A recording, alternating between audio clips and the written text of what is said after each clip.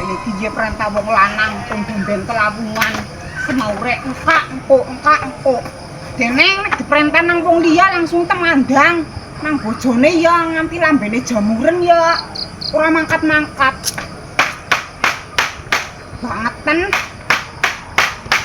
Wong lanang apa-apa ketemu dewek.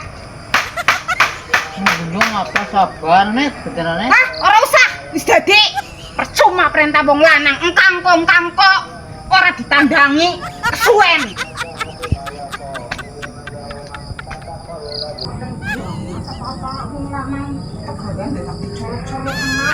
Andel mbok, aku ki perintah ket nawesuk njunjung galon kon dilepok nang jero omah. Wutu ora wutu pancen ora kanggo gawe wong lanang. Mangan tak kesungan. Ora usah, percuma. Nyong bisa dewek. Ora kanggo gawe pancen Rika. Wong lanang kaya ora wong lanang dadak apa-apa dicolok-colok kena. Jabang bayi, wong kok kaya katem. Kok sabaran banget kok. Padahal nunggu sedela. Dadak direwangi malah garing ngomahi apa-apa nyong sing salah maning. Rika ngomong apa, Pak? Nyong gue perintah ket mau esuk ora ditandangi. Kesel-kesel weru pemean rusak. Ya perintah ket mau esuk malah ket winginane. Ya ora ditandangi.